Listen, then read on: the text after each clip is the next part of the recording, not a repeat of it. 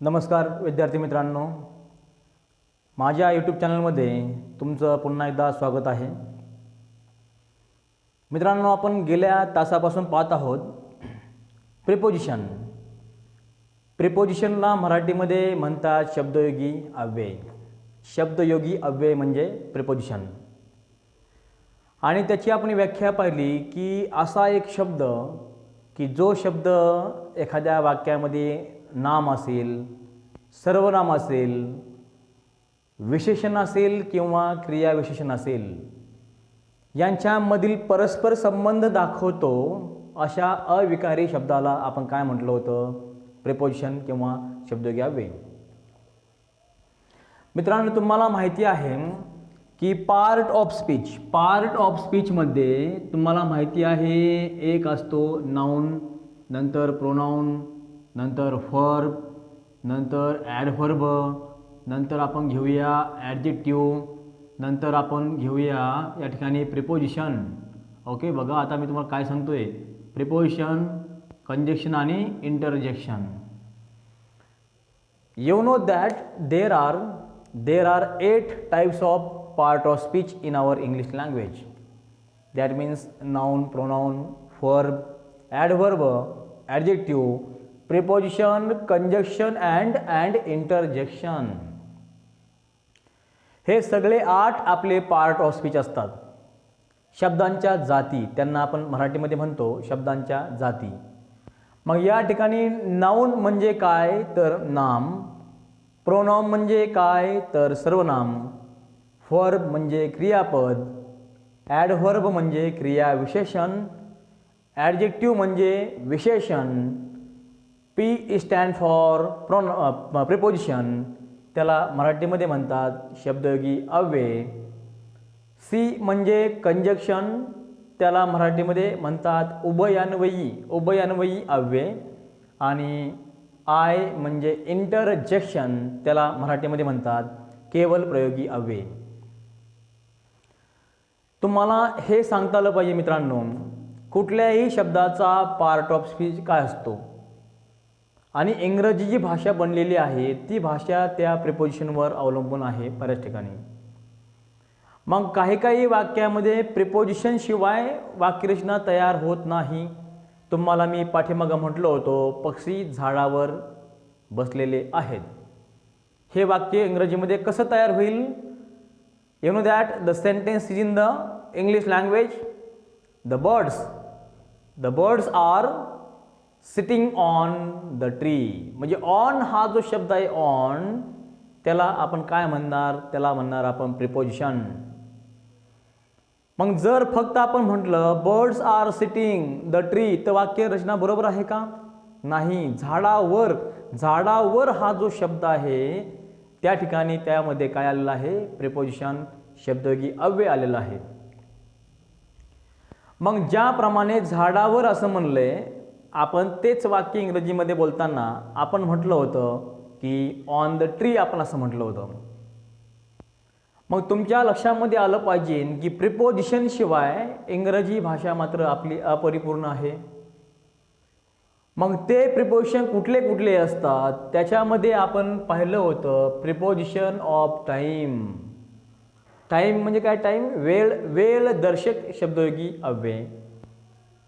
नंतर आपण उल्लेख केला होता प्रिपोजिशन ऑफ प्लेस म्हणजे काय? प्लेस, ठिकाण दर्शक शब्दयोगी अव्यय. आणि तिसरा जो टाईप आपला होता preposition of direction. What is the meaning of direction? Direction म्हणजे काय? दिशा दाखवणारे किंवा दिशा दर्शक शब्दयोगी अव्यय. मग तुमच्या लक्षामध्ये आलं पाहिजे की या 3 टाईपमध्ये येणारे प्रिपोजिशन कुठले असतात. तर सगळ्यात महत्त्वाचं म्हणजे आपण आता पाहणार आहोत की प्रिपोजिशन ऑफ टाईम म्हणजे वेळ दर्शक शब्दयोगी अव्यय कुठले आहेत, आता आपण हे पाहणार आहोत. आता बघा, वेळ दर्शक शब्दयोगी अव्ययामध्ये जर पाहिलं आपण तर एक आहे at, on, in, since, by आहे, फ्रॉम आहे, त्यानंतर फॉर आहे आणि विदिन आहे. मग यांचे एक्झाम्पल कसे बनवायचे? यांचं महत्त्व काय इंग्रजी भाषेमध्ये आता आपण थोडक्यामध्ये पाहूया. मग या ठिकाणी ॲटचं जे वाक्य आहे ते बघा आता, ही will come here at 11 o'clock. पहा, ही विल कम हिअर, तो या ठिकाणी येईल, तो या ठिकाणी येईल. पण केव्हा येईल, केव्हा येईल तो असा उल्लेख करत असताना आपल्याला इथं घ्यावं लागते ॲट 11 o'clock, 11 वाजता येईल. मग 11 वाजता येईल at 11 o'clock, at 12 o'clock, at 10 o'clock असा वेळेचा संदर्भ आपल्याला सांगताना आपण ॲट हे प्रिपोजिशन आपल्याला वापरावंच लागतं. मग ॲट हे प्रिपोजिशन वापरायचं आहे ना, तर ते वेळ दाखवताना आपण वापरलं म्हणून त्याला आपण काय म्हणले, प्रिपोजिशन ऑफ टाईम. त्याला आपण असं म्हणलंय, वेळ दर्शवणारं शब्दयोगी अव्यय त्याला आपल्याला असं म्हणता येईल. मग या ठिकाणी ॲटचं वाक्य घेतलं आपण, बघा इथं, ही will come here at 11 o'clock, म्हणजे तो या ठिकाणी 11 वाजता येईल, 11 वाजता तो येईल असं वाक्य आपल्याला दाखवण्यासाठी आपण ॲट या प्रिपोजिशनचा वापर केलेला आहे. आता बघा पुढचं 2 नंबरचं वाक्य बघा आता, फादर विल गिव्ह, एक्झाम्पल बघा, father will give me ₹100. Father will give me ₹100. इथं रुपीज असं लिहा या ठिकाणी, किंवा तुम्ही असं लिहून घ्या तरी पण चालेल. Father will give me ₹100 on Monday, म्हणजे वडील मला ₹100 देतील. पण केव्हा देतील, केव्हा असा उल्लेख मी केलाय म्हणून इथं काय म्हणता येईल मग, on Monday, on Sunday, on Saturday, on Friday अशा वारांचा उल्लेख करताना आपण ऑन हे प्रिपोजिशन या ठिकाणी वापरू शकतो. आता ऑन हा जो शब्द आहे, प्रिपोजिशन आहे, ते प्रिपोजिशन ऑफ डायरेक्शन मध्ये सुद्धा येऊ शकतं. मग ते कसं वाक्य तयार होईल, समजा तर मी असं म्हटलं की एखादा टेबल आहे, टेबल बघा आता मी जर असा या ठिकाणी उल्लेख केला, हा जर एक समजा मी टेबल या ठिकाणी काढला असेल, ओके. आता या टेबलवरती जर मी एखादं पुस्तक मांडलेलं असेल, पुस्तक या टेबलवरती मांडलेलं असेल, किंवा एखादा मी बॉक्स या ठिकाणी टेबलवरती मांडलेला असेल, तर आपण काय म्हणणार, the box is on the table आपण असं म्हणणार. म्हणजे समजा हा जो बॉक्स आहे या टेबलवरती आहे, मग इथं वेळेचा काय उपयोग झाला आहे का आता, मग या ठिकाणी वेळ दाखवण्याचं काम नाही केलं तर डायरेक्शन, दिशा दाखवण्याचं काम केलंय. किंवा सॉरी, हे जी ऑन आहे, ऑन हे प्लेसमध्ये पण आपल्याला पाहायला मिळेल, the box is on the table. म्हणजे बघा आता कुठल्याही गोष्टी तुम्हाला दाखवायच्या जर असतील ना, तर प्रिपोजिशनला मात्र फार महत्त्व आहे. Father will give me ₹100 on Monday, म्हणजे मंडेला म्हणजे कधी, सोमवारी वडील मला ₹100 देतील असं ते वाक्य आहे. आता पुढचं जे वाक्य आहे 3 नंबरचं, तिसरं वाक्य आहे, he had promised to be back by 5 o'clock. He had promised या ज्या वाक्यरचना आहे, हा जो वाक्यप्रकार आहे, याचा मिनिंग आहे, ही हॅड प्रॉमिस्ड, याचा मिनिंग आहे की त्याने मला वचन दिलेलं होतं, त्याने वचन दिलेलं होतं. ही हॅड प्रॉमिस्ड, इथं मी हा शब्द नाही आहे, त्याने वचन दिलेलं होतं. कशाचं वचन, to be back by 5 o'clock, म्हणजे 5 वाजता तू पुन्हा परत येशील हे त्यांनी मला वचन दिलं, किंवा त्याने वचन दिलं होतं. मग लक्षात घ्या, केव्हा, बाय 5 o'clock, केव्हा तो परत यायची अपेक्षा करतोय तो, की 5 वाजता. मग बाय 5 o'clock, इथं बाय सुद्धा या ठिकाणी काय दाखवत आहे, वेळ दाखवण्याचं काम करत आहे. मग इथं ॲट पण चाललं असतं, इथं 11 o'clock प्रमाणे इथं बाय पण आपल्याला घेता येईल. म्हणजे बाय 5 o'clock, 5 वाजेच्या नंतर तो परत येणार आहे, अशी वाक्यरचना करण्यासाठी सुद्धा आपण प्रिपोजिशन ऑफ टाईममध्ये बाय या शब्दाचा आपण वापर करू शकतो. मग बघा आता he had promised to be back by 5 o'clock. आता एक एक्झाम्पल आहे फळ्यावरती समोर. Example number 4, they off fast in the morning. आता इथं इन हा जो शब्द आला इन, इथं तो इनचा वाक्य मी बनवलेलं आहे. दे ऑफ फास्ट, ते जोराने चालतात इन द मॉर्निंग सकाळी, इन द मॉर्निंग सकाळी, in the morning, in the evening, in the afternoon असा उल्लेख करताना आपण इन हे प्रिपोजिशन आपण वापरू शकतो. मग तुम्हाला कळलं पाहिजे they off fast in the morning, याच्यामध्ये आपण इन द मॉर्निंगमध्ये इन वापरलेला आहे आणि इन द मॉर्निंग हा जो भाग आहे तो केव्हा अशा प्रकारे उल्लेख वाक्यामध्ये करतो, म्हणून त्याला आपण काय म्हणणार, त्या इन या शब्दाला आपण म्हणणार प्रिपोजिशन ऑफ टाइम. इथे हे कळलं पाहिजे. आता पुढचं वाक्य आपण पाहूया. 5 नंबरचं वाक्य आहे, Ramu work in the garden for 2 hours. Ramu work in the garden for 2 hours. आता या ठिकाणी इन द गार्डनमध्ये सुद्धा इथं इन आले आणि इथं पण आले फॉर वाक्यामध्ये. मग इन द गार्डन हे काय दाखवते, इन द गार्डनमधला इन जो आहे इन, तो त्या ठिकाणी ठिकाण दाखवण्याचं काम करतोय, म्हणून आपण ते जी इन हे प्रिपोजिशन आहे ते प्रिपोजिशन ऑफ प्लेसमध्ये सुद्धा आपण पाहू शकतो. आता बघा, Ramu work in the garden for 2 hours. रामूने बागेमध्ये काम केलं 2 तासासाठी. किती तासासाठी काम केलं रामूने बागेमध्ये, 2 तासासाठी काम केलं बागेमध्ये रामूने. म्हणून या ठिकाणी जो उल्लेख आहे फॉरचा, तो या ठिकाणी वेळ दाखवण्याचं काम करतोय, म्हणून आपण त्याला ठिकाणी काय म्हणणार, प्रिपोजिशन ऑफ टाइम त्याला आपण असं म्हणणार. आता बघा पुढचं जे वाक्य आहे, पुढचं वाक्य आहे 6 नंबरचं, he has been working since morning. He has been working since morning. याच्यामध्ये जर आपण पाहिलं तर हा जो टेन्स आहे, टेन्स तो कुठला काळ आहे हे कळलं पाहिजे.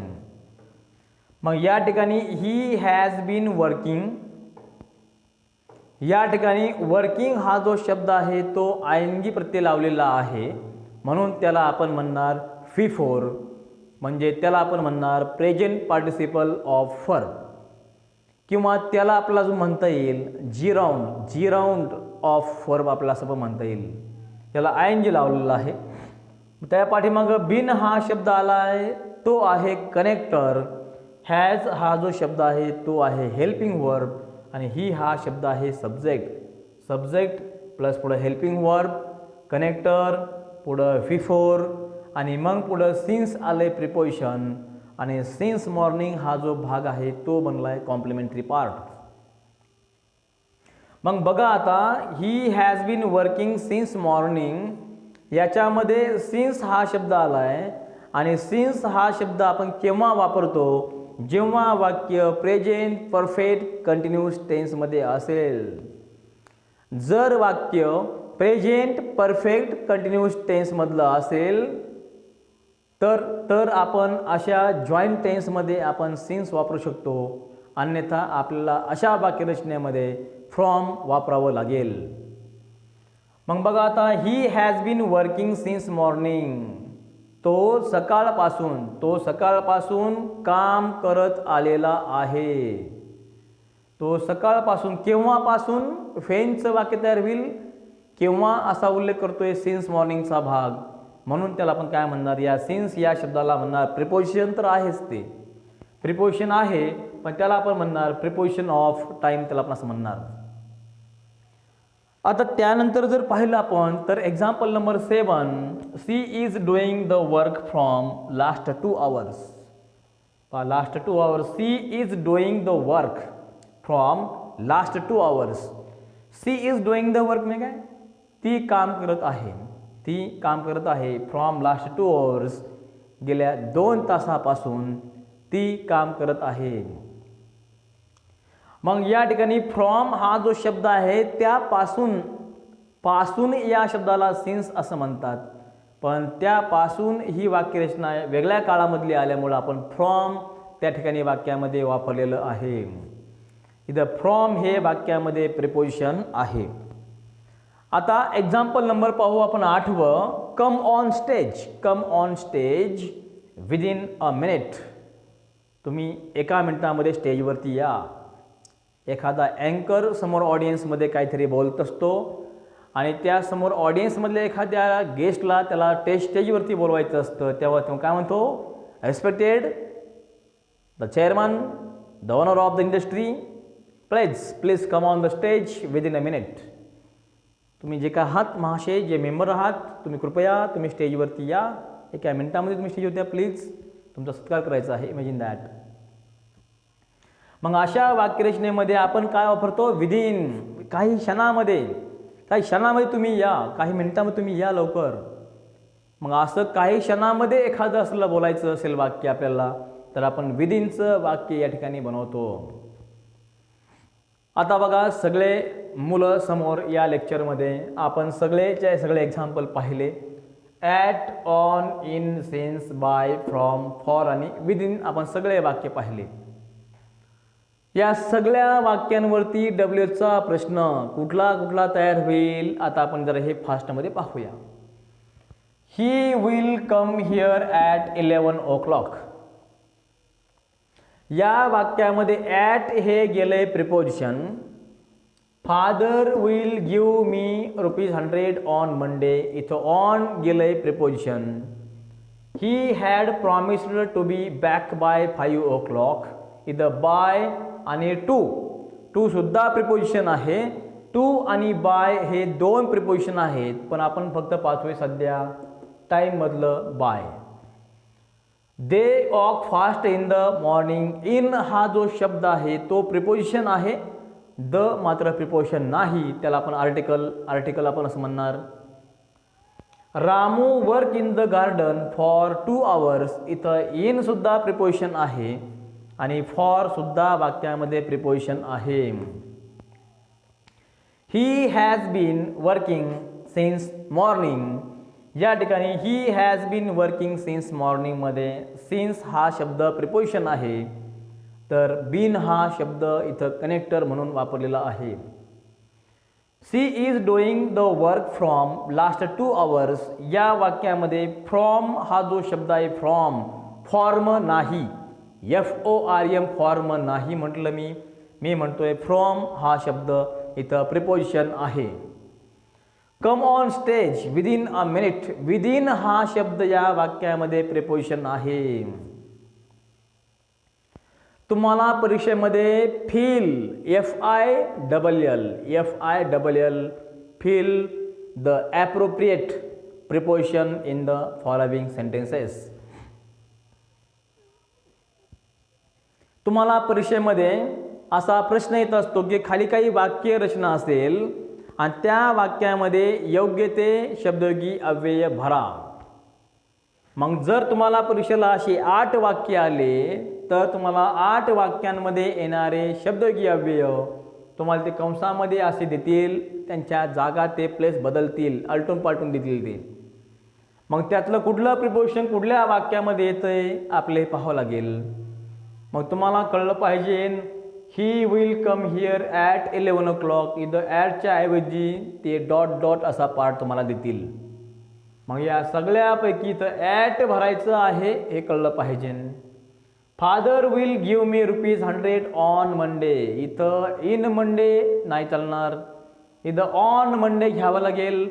आणि इथं जर 100च्या पुढं डॉट केलेला भाग असता तर तुम्हाला सांगता आलं असतं की इथं आपल्याला ऑन भरायचं आहे. ऑन, इन नाही, ॲट नाही, विदिन नाही, फ्रॉम नाही. पुढचं वाक्य 3 number. He had promised to be back by 5 o'clock. मग इथं टू हा शब्द इथं बी मुळे आलाय आणि इथं बाय हा शब्द आपल्याला घ्यावा लागेल. या ठिकाणी कळलं पाहिजे. They walk fast in the morning. आता इथं इन मॉर्निंग नसतं, इन द मॉर्निंग असतं. In the morning, in the evening, मग in the night, in the afternoon, म्हणून आपण इन हा शब्द वापरतो. At the morning, on the morning असं नसतं. म्हणून या ठिकाणी कळलं पाहिजे इथं कुठलं प्रिपोजिशन घेता येईल तर एनी घ्यावं लागेल. जर तुम्हाला दे ऑफ फास्ट डॉट डॉट असा भाग केला असता, टिंब टिंब असल्याने केलं असतं आणि म्हणले असते पुढं द मॉर्निंग, तर तुम्हाला या ठिकाणी प्रिपोजिशन भरायचं आहे तर तुम्हाला त्या ठिकाणी इन हे प्रिपोजिशन भरावं लागेल. Ramu work in the garden, इथं पण ते तुम्हाला डॉट डॉटचा पार्ट करतील आणि इथं तुम्हाला फॉरमध्ये पण तुम्हाला डॉट डॉटचा पार्ट करतील आणि त्यात तुम्हाला काय म्हणतील ते हे जी वाक्य आहे या वाक्यामध्ये योग्य ते विरामचिन्ह प्रिपोजिशन काय करा भरा. पुढचं वाक्य आहे he has been working since morning. Since या शब्दाच्या जागेवर जर डॉट डॉटचा पार्ट केलेला असेल तर तुम्हाला कळलं पाहिजे या ठिकाणी ॲट मॉर्निंग नाही, फ्रॉम मॉर्निंग नाही, विदिन नाही, तर इथं सिन्स हा शब्द आपल्याला घ्यावा लागेल. कारण ही हॅज बीन वर्किंग तो सकाळपासून काम करत आलेला आहे. मग सकाळपासून काम करत आलेला आहे असं वाक्यरचना आहे आणि ही वाक्यरचना जॉईंट टेन्समधली आहे म्हणून आपल्याला सिन्स वाक्यामध्ये वापरावं लागेल. She is doing the work from last 2 hours. इथं फ्रॉम या ठिकाणी जर डॉट डॉट केलेला जर भाग असता तर पासून असा अर्थ असणारा जो शब्द आहे पासून, सिन्सचा अर्थ आहे च्यापासून आणि फ्रॉमचा अर्थ आहे च्यापासून किंवा च्यामधून. मग इथं she is doing the work, इथं हा जर जॉईंट टेन्स असता तर आपण इथं सिन्स वापरलं असतं, पण जॉईंट टेन्स या ठिकाणी नसल्यामुळं आपण या ठिकाणी फ्रॉम हा शब्द वापरणार आहोत. आता पुढचं बघा, come on stage within a minute. आता इथं जो शब्द रचना आलेली आहे ते आज्ञार्थी वाक्य आहे, आज्ञार्थी वाक्य. आणि आज्ञार्थी वाक्यामध्ये सुद्धा आपण विदिन हा शब्द वापरलेला आहे आणि एक्झाम्पल तयार केलेलं आहे. आता इथं जो शब्द आहे ॲट इथं आला ॲट म्हणजे काय, केव्हा ती क्रिया घडली असं दाखवणारा शब्द ॲट. इन ऑनचा अर्थ आहे च्या वर, इनचा अर्थ आहे च्या मध्ये, सिनचा अर्थ आहे च्या पासून, चहा नाही म्हणत मी च्या. ओके, चला या आपण लावतो च्या पासून याप्रमाणे. बायचा अर्थ आहे च्या मधून, च्या द्वारे याप्रमाणे. फ्रॉमचा अर्थ आहे च्या मधून, च्या पासून याप्रमाणे. फॉरचा अर्थ आहे च्या साठी आणि विदिनचा अर्थ आहे च्या वेळामध्ये ह्या क्रिया घडल्या पाहिजे. मग अशी जी वाक्यरचना आहे या सगळ्या वाक्यरचनेमध्ये ते जे प्रिपोजिशन असतात त्यांनी वेळ दाखवण्याचं काम केलेलं आहे म्हणून आपण त्यांना म्हटलंय प्रिपोजिशन ऑफ टाइम. हे कळलं पाहिजे. आता बघा मित्रांनो, या सगळ्या वाक्यावरती डब्ल्यूचे प्रश्न पण बनतील. ही will come here at 11 o'clock याच्यावरती फेनचं वाक्य तयार होईल. फेनचं वाक्य आणि फेनचं वाक्य या ठिकाणी काय तयार होऊ शकतं आता आपण पाहूया. जर तुम्हाला परीक्षेमध्ये ॲट 11 o'clock खाली जर रेषा मारली तर तुम्हाला ते काय म्हणतील, frame a WH question, frame a WH question to get the underlined part as an answer. ज्या भागाखाली रेषा मारली त्याच्यावरती डब्ल्यूचा असा प्रश्न बनवा की उत्तरामध्ये तो भाग मात्र उत्तर म्हणून आला पाहिजे. मग वाक्य काय तयार होईल, सरळ केव्हा घटना घडली, केव्हा असा उल्लेख होतोय म्हणून आपण डायरेक्ट व्हेनचं वाक्य बनवणार. फेन विल ही कम हिअर असं वाक्य तयार होईल. फेनच्या शब्दाच्या पुढं आपल्याला हेल्पिंग वर्ब घ्यावं लागतं म्हणून तयार होईल when will he come here आणि क्वेश्चन मार्क. इथं हे कळलं पाहिजे याप्रमाणे. आता father will give me ₹100 on Monday. इथं पण व्हेनचं वाक्य तयार होईल. When will father give me ₹100 आणि पुढं क्वेश्चन मार्क. 2 वाक्य आपण डब्ल्यूचे बनवले तर तुम्ही पुढच्या वाक्यांच्या सगळ्या शेवटला नाव टाकायचंय WH क्वेश्चन